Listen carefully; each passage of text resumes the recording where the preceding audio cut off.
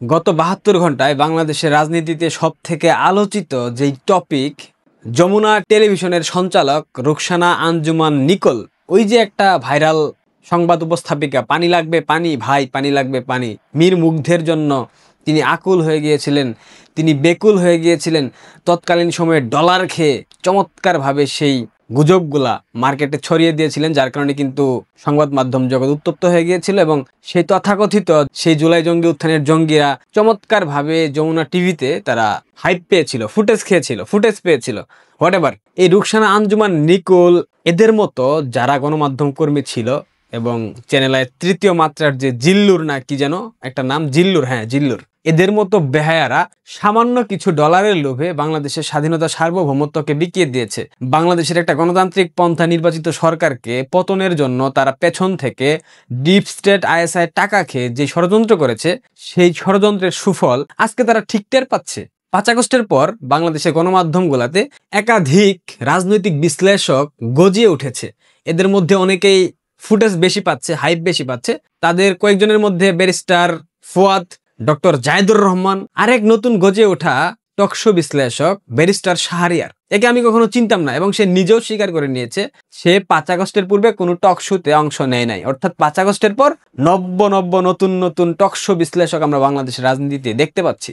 এই ৫ আগস্টের পর থেকে গণমাধ্যমগুলোতে যাদেরকে গুরুত্বপূর্ণ ব্যক্তি হিসাবে উপস্থাপন করা হয়েছে, এদের ম্যাক্সিমাম স্বাধীনতা বিরোধী শক্তি। ব্যারিস্টার শাহরিয়ার প্রথম দিন থেকে মুক্তিযুদ্ধের বিরোধিতা করতেছে। মুক্তিযুদ্ধে শহীদের সংখ্যা ভুল বলা হয়েছে, শেখ মুজিব ৭২ থেকে ৭৫ স্বৈর শাসক ছিল, অনেক কথা। বঙ্গবন্ধুর যে মুক্তিযুদ্ধে অবদান পুরোপুরি অস্বীকার করা হচ্ছে। স্বাধীনতা যুদ্ধের সময় যেই স্লোগানগুলো হয়েছিল, শেখ মুজিবের পথ ধরো, বাংলাদেশ স্বাধীন করো, এবং তৎকালীন যারা মুক্তিযুদ্ধে অংশ নিয়েছিলেন, যারা বেঁচে আছেন এখনো মুক্তিযোদ্ধারা, তাদেরকে আপনারা জিজ্ঞেস করেন, কেউ না পাকিস্তানি শাসনের জাতাকলে পিষ্ট হয়ে তারা মুক্তিযুদ্ধে যায় নাই।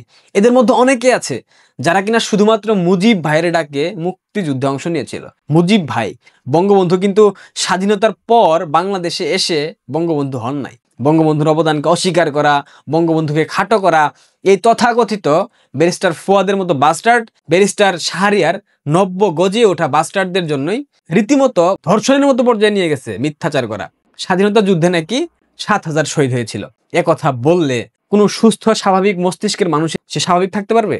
এসব কথা শোনার পর মনে হচ্ছে একে যদি হাতের কাছে পাইতাম, ৫টা আঙুল তার গালে বসিয়ে দিতাম। ব্যারিস্টার শাহরিয়ার দুদিন পূর্বে বঙ্গবন্ধুকে বিশ্বাসঘাতক বলেছে। বঙ্গবন্ধু পালিয়ে গিয়েছিল স্বাধীনতা যুদ্ধের পূর্বেই, বঙ্গবন্ধু স্বাধীনতার ঘোষক ছিল না, বঙ্গবন্ধু ৭২ থেকে ৭৫ দুর্ভিক্ষ কায়েম করেছে, মানব সৃষ্ট দুর্ভিক্ষ। বঙ্গবন্ধু নিজস্ব কৌশলে এই দুর্ভিক্ষ সৃষ্টি করেছিলেন। বঙ্গবন্ধু বিহারীদেরকে হত্যা করেছেন রক্ষী বাহিনী দিয়ে, বঙ্গবন্ধু এইটা করেছে, বঙ্গবন্ধু ওইটা করেছে। মানে এই বাংলাদেশ নামক রাষ্ট্র প্রতিষ্ঠিত হয়েছে, এখানে বঙ্গবন্ধুর কোনো অবদানই নাই। যেই মানুষটা তার যৌবনের ১৩টা বছর পাকিস্তানের অন্ধকার কারাগারে যার জীবনটা কেটে গেছে, সেই মানুষটা নাকি বাংলাদেশের স্বাধীনতা যুদ্ধে কোনো অবদান রাখে নাই। এ ধরনের মিথ্যাচার করার পরেও এদেরকে আপনারা যারা টকশোতে ডাকেন, আপনাদের নিঃসন্দেহে সমস্যা আছে। নিকোল জুলাই জঙ্গি উত্থানের সম্মুখ সারির যোদ্ধা। তিনি শুনেছি অনেক ডলারও পেমেন্ট পেয়েছিলেন, এখন ডলার পাচ্ছেন না, এখন তাদের মুক্তিযুদ্ধের চেতনার দণ্ড জাগ্রত হয়েছে। আমি নিকোলকে নেগেটিভ ভাবে বলছি না, নিকোল যেটা করেছে সেটা বাস্তব। গতকাল যে টকশো ভাইরাল হয়েছে সেটাতে ব্যারিস্টার শাহরিয়ার বঙ্গবন্ধুকে বিশ্বাসঘাতক বলেছে, গাদ্দার বলেছে। বঙ্গবন্ধু কেন বিশ্বাসঘাতক? কারণ ২৫শে মার্চ রাতে বঙ্গবন্ধু গ্রেফতার হয়েছিলেন। বঙ্গবন্ধু নাকি ইচ্ছাকৃতভাবে গ্রেফতার হয়ে পাকিস্তানে চলে গিয়েছিলেন। বঙ্গবন্ধু যদি গ্রেফতার না হতেন, সেদিন সারা বাংলাদেশ সহ বিশেষ করে ঢাকায় প্রচন্ড মেসাকার হইতো। যেই বঙ্গবন্ধু আনুষ্ঠানিক স্বাধীনতার ঘোষণা দিয়ে গেছেন ৭ মার্চ ভাষণের মধ্য দিয়ে, সেখানে তিনি কি বলেছেন?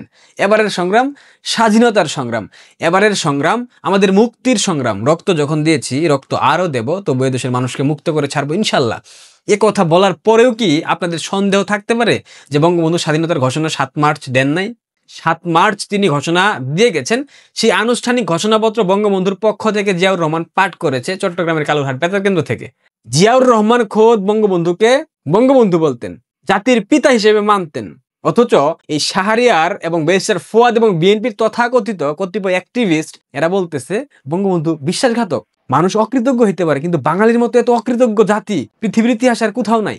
একটা মানুষ জীবন যৌবন বিসর্জন দিয়ে একটা পরাধীন জাতিকে মুক্তির স্বাদ এনে দিল, শৃঙ্খল মুক্তির আন্দোলনে যে মানুষটা নিজের সবকিছু বিলিয়ে দিল, সেই মানুষকে স্বাধীনতার ৫০ বছর পর এসে বলা হচ্ছে গাদ্দার।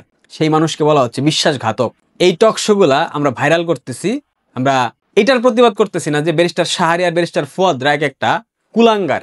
ঘোষণাপত্র দিয়ে আপনাদেরকে ব্যারিস্টার শাহরিয়ারকে এবং তার পরিবারের কোনো সদস্যকে যদি পিনাকির ভাষায় বলি জয় বাংলা করে দিতে পারেন কেউ, তাকে এক নাম প্রকাশে অনিচ্ছুক মুক্তিযুদ্ধপন্থী বঙ্গবন্ধুর আদর্শের বিশ্বাসী, আদর্শের ধারক বাহক $1000 মার্কিন ঘোষণা দিয়েছেন।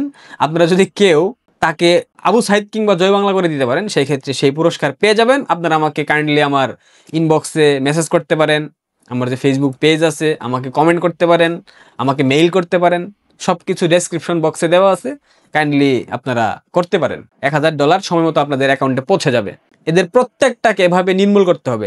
বাংলাদেশের স্বাধীনতা বিরোধী কোনো শক্তিকে আর মাথাচাড়া দিতে দেওয়া যাবে না। এ দেশটা 30 লক্ষ শহীদ মুক্তিযোদ্ধার রক্তের বিনিময়ে, এ দেশটা 2 লক্ষ মা বোনের সম্ভ্রমের বিনিময়ে, এদেশের জাতির পিতা বঙ্গবন্ধু শেখ মুজিব, তিনি বাঙালির অবিসংবাদিত নেতা। শেখ মুজিবকে অপমান করে বাংলাদেশে রাজনীতি করবা সেই সুযোগ বাংলাদেশের মানুষ কখনোই দেবে না। সময় আসছে স্বাধীনতা বিরোধী শক্তির দমন কঠিনভাবে করা হবে, আপনারা নিশ্চিত থাকেন। যেই টক শোটা নিয়ে তো আলোচনা সমালোচনা হচ্ছে, সেই টক শোটা আপনারা একবার শুনেন। বিজয়ের মাসে যমুনা টেলিভিশনের সেটে দাঁড়িয়ে আপনি বঙ্গবন্ধুকে বিশ্বাসঘাতক বলেছেন। আমি আমার জায়গা থেকে বাংলাদেশের স্বাধীন বাংলাদেশের নাগরিক হিসেবে এর প্রতিবাদ জানিয়ে রাখলাম। আপনার আপনাকেও বলে দেই সেটি বঙ্গবন্ধু না, আপনার কাছে হতে পারে। শুনেন, আপনি উপস্থাপক, আগে আমাকে শেষ করতে দেন না। আপনি এখানে নিয়ে আসছেন বলে না, না এখানে নিয়ে আসছেন বলে না, না আপনি শুনেন, আগে কথা শুনেন, শুনেন, ইট ইজ নট ইওর, না না ঠিক আছে, এই অনুষ্ঠানে তাহলে আপনি একটা জিনিস শেষ করে দিতে পারবেন না। আপনাকে ফ্লোর দিব, আপনি আবার আমি উত্তর দিব। ঠিক আছে, ঠিক আছে। এই অনুষ্ঠান কিভাবে চলবে সেটা আমি না, এটা বলবেন না, এটা স্বৈরাচারী কায়দা, এটা স্বৈরাচারী। আমরা আমন্ত্রিত অতিথি মানে হচ্ছে ভগবান, ভগবানকে আপনাকে সম্মান করতে হবে। আপনি এই কথা আগেও বলছেন একদিন, আপনার অনুষ্ঠান বলে কিছু নাই।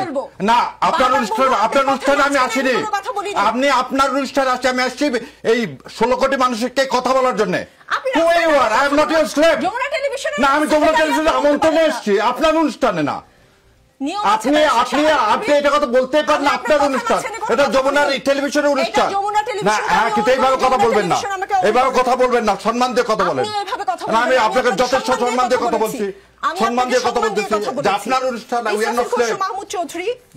এখানে রুকসানা আঞ্জুমান নিকোল তার যে প্রতিবাদ সেটাকে আমি অবশ্যই সমর্থন করব, তবে এটা নাটকের কোনো মঞ্চ কিনা সেটাও একটা দেখার বিষয়। কারণ খালেদা জিয়ার মৃত্যুকে ধামাচাপা দেওয়া হয়েছে, খালেদা জিয়াকে নিয়ে বর্তমানে মিডিয়া উত্তাল ছিল, সেই উত্তাল পরিস্থিতির মধ্যে আরেকটা ঘটনা সামনে নিয়ে এসে সেই উত্তাল পরিস্থিতিকে ধামাচাপা দিতে চাচ্ছে কিনা সরকার, সেটাও একটা দেখার বিষয়। সময় গেলে আমরা সব কিছু চোখের সামনে দেখতে পারবো। আশা করি বুঝতে পেরেছেন। ভালো থাকবেন, ধন্যবাদ।